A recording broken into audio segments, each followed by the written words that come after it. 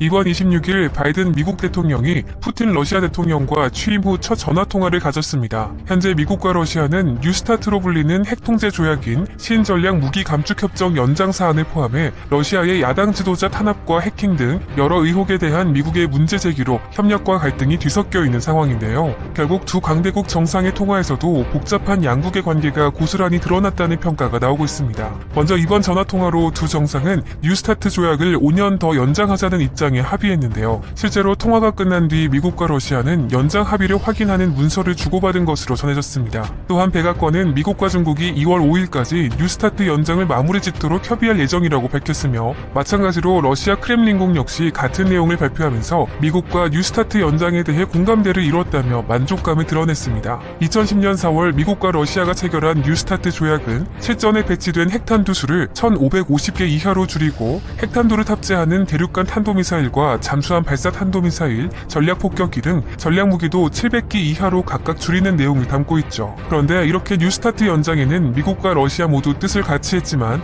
다른 분야에서는 서로 이견을 감추지 않으면서 신경전까지 벌인 것으로 알려졌는데요. 백악관에 따르면 바이든 대통령은 우크라이나 주권을 침해하는 러시아의 태도에 우려를 나타내는 동시에 러시아가 미국 연방기관을 해킹하고 아프가니스탄에 주둔하고 있는 미군을 살해할 것을 사주하는 등 최근 러시아가 받고 있는 의혹에 대해 불편한 감정을 숨기지 않았습니다. 또한 바이든 대통령은 이에 그치지 않고 지난해 대선에 러시아가 개입한 의혹을 포함해 최근 러시아의 야권 지도자인 알렉세이 나발니를 푸틴 대통령이 독살하려 했다는 의혹 등 현재 푸틴 대통령이 배후로 의심받고 있는 여러 사건도 거론했는데요. 특히 미국 대선 개입 의혹은 지난해 트럼프 전 대통령이 소극적으로 대응하면서 미국 내에서는 러시아의 저자세를 보였다는 비판이 나온 바 있죠. 결국 바이든 대통령이 미국 내 이 같은 여론을 의식해 푸틴 대통령과의 통화에서 의도적으로 러시아와 관련된 의혹들을 거론했다는 분석이 나옵니다. 실제로 백악관은 푸틴 대통령과의 통화 이후 바이든 대통령이 우리나라의 동맹에 해를 끼치는 러시아의 행동에 대응해 국익을 지키기 위해 단호히 행동할 것을 분명히 했다고 밝혔습니다. 이에 대해 미국 언론들도 미국 정부 당국자를 인용해 바이든 대통령이 푸틴 대통령과의 통화에서 미국 대선 개입과 아프가니스탄 주둔 미군 살해 지시 등 미국을 겨냥한 러시아의 행동에 대해 아무런 응징 없이 이런 행동들을 벌이지는 못할 것이라는 자신감을 보여준 것이라고 평가했는데요. 즉 바이든 대통령이 푸틴 대통령과의 첫 회담에서부터 단순한 신경전을 벌인 것을 넘어 강한 경고성 메시지를 전달했다는 것입니다. 하지만 이와 동시에 여론을 의식한 듯 백악관은 두 대통령은 앞으로 투명하고 일관된 소통을 유지하기로 합의했다고 정리했고, 크렘린궁 역시 푸틴 대통령이 바이든 대통령에게 양국 관계의 정상화가 서로 국익에 도움이 될 것이라고 말했다고 설명하면서 양국 모두 긴장 상태에 돌입하는 것은 원하지 않는 모습을 보였습니다. 한편 AP통신 등 미국 언론들은 이번 통화가 러시아 측의 요청으로 이루어졌다고 보도했는데요. 다만 바이든 대통령은 푸틴 대통령과의 통화에 앞서 영국과 프랑스, 독일 등 유럽 동맹국들의 정상들과 먼저 통화하기로 하고 참모들에게 이를 지시한 것으로 알려졌습니다. 실제로 바이든 대통령은 지난주 푸틴 대통령이 유럽 정상들보다 먼저 전화회담을 요청했음에도 불구하고 유럽 동맹국들과 먼저 통화했었죠. 그리고 이때 바이든 대통령은 유럽 각국 정상들에게 미국과 유럽 국가들 사이의 동맹을 강화하고 미국의 집단방위 의지를 다시 한번 강조하는 한편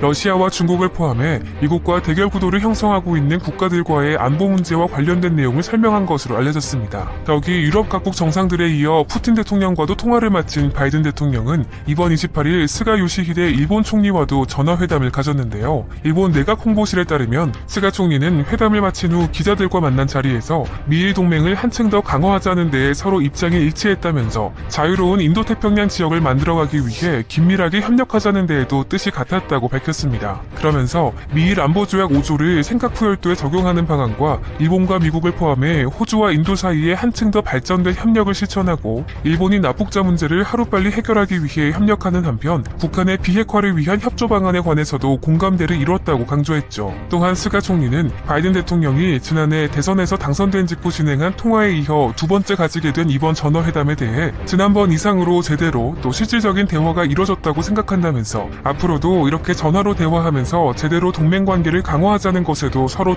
동의했다고 설명했습니다. 그런데 교도통신은 이번 회담에서 한국에 관해서도 협의했지만 일본 정부 관계자가 상세한 내용 설명은 삼가겠다는 반응을 보였다고 전했는데요. 결국 이러한 스가 총리의 언급으로 볼 때 북한의 일본인 납치 문제 해결과 북핵 문제 공조 방안 등을 논의한 것으로 보이며 바이든 대통령이 한미일 협력의 중요성에 대해서도 강조했지만 한일 갈등이 아직 지속되는 상황임을 고려해 볼 때 일부러 언론 측에는 한국에 관련된 이야기를 공개하지 않은 것으로 판단됩니다. 한편 바이든 대통령이 전통적 동맹국인 유럽과 일본 정상들과 잇따라 전화회담을 갖자 중국은 크게 신경 쓸 수밖에 없는 상황이 됐는데요. 먼저 바이든 대통령 당선 직후부터 중국은 바이든 행정부가 동맹국과의 연대를 통해 자신들을 압박할 것이라는 점을 잘 알고 있었습니다. 그로 인해 중국은 아시아 국가들을 불러 모아 영내 포괄적 경제 동반자 협정인 RCEP을 체결했고 심지어 중국이 크게 손해를 봤다고 평가받고 있는 유럽연합과의 투자 협정을 체결한 바 있죠. 특히 중국과 유럽연합 간 협정으로 유럽 나라들은 중국 시장에 진출이 매우 쉬워졌는데요. 중국의 국영기업 문제와 기술 이전, 보조금 등에 대해 중국 내에서 유럽 기업들이 공정하게 경쟁할 수 있는 환경이 조성되면서 미국 등 다른 경쟁 국가들에 비해 세계 최대 시장인 중국에 빠르게 침투할 수 있게 된 것입니다.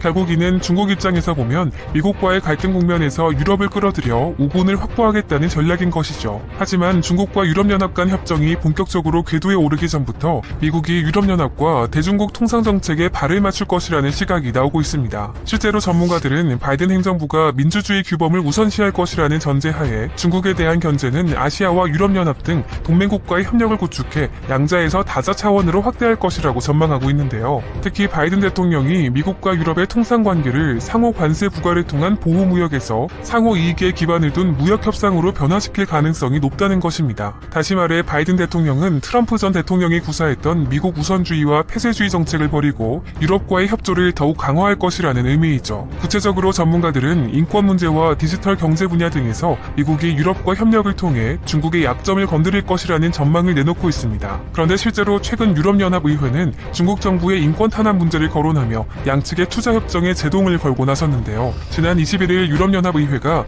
중국 정부의 홍콩 시민운동가들에 대한 탄압을 규탄하는 결의안을 채택한 것입니다. 더욱이 유럽연합의회는 중국과의 투자협정 체결에 합의한 것을 두고 유럽연합의 행정부를 향해 홍콩의 자치 및 자유, 기본권을 보호하기 위한 지렛대로 활용하기 위해 중단됐어야 한다며 강한 유감을 나타냈는데요. 또한 홍콩과 신장 위구르, 티베트에서 벌어지고 있는 중대한 인권 침해를 고려하지 않고 서둘러 협정 체결에 합의함으로써 전 세계 인권을 보호해야 할 유럽연합에 대한 신뢰를 저해할 위험을 자초했다는 비판도 덧붙였습니다.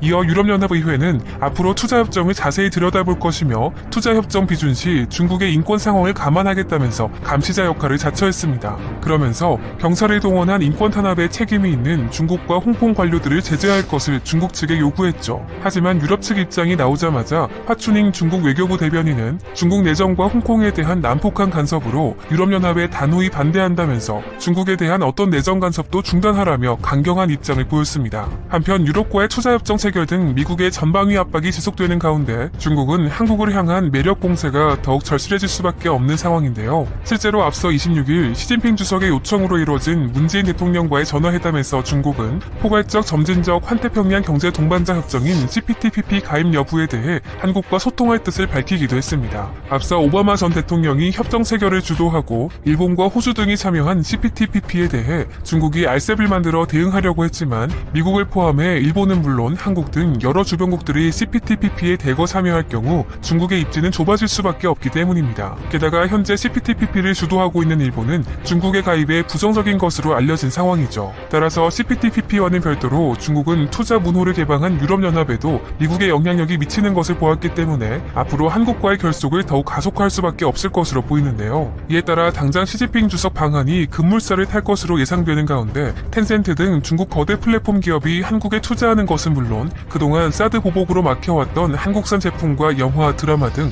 한류 콘텐츠도 머지않아 다시 중국 시장에서 유행할 것이라는 전망이 나오고 있습니다. 다만 우리 정부 입장에서도 중국의 수혜만을 기대할 수는 없습니다. 왜냐하면 바이든 대통령이 중국 견제를 외치면서 동맹국과의 연대를 강화하는 상황일 뿐만 아니라 미국과의 통상 외교 역시 놓칠 수 없기 때문인데요. 결국 우리 정부는 미중 간 적절한 균형을 위해 바이든 행정부와 통상 협의를 진행하기로 결정했습니다. 바로 다음 달 산업통상자원 국가안보 통상 담당 실무진들이 미국으로 가 통상 분야 전반에 대해 논의하기로 한 것인데요. 물론 앞서 지난달 바이든 대통령 취임 전 유명희 통상교섭본부장이 미국을 찾아 캐서린 타이 미국 무역대표부 대표 지명자 등을 만났지만 바이든 대통령이 취임 후 한국 통상 담당자들이 단체로 미국 방문길에 오르는 것은 이번이 처음이죠. 이에 따라 우리 정부는 미국에서 기후와 환경 문제 등을 포함해 미중 간 분쟁을 벌이고 있는 정보기술 분야에 대해 집중적으로 논의한다는 계획입니다. 특히 바이든 대통령이 공약으로 내걸었던 탄소 국경 조정세 등 온실가스 배출 문제가 주요 논의 사항이 될 것으로 보입니다.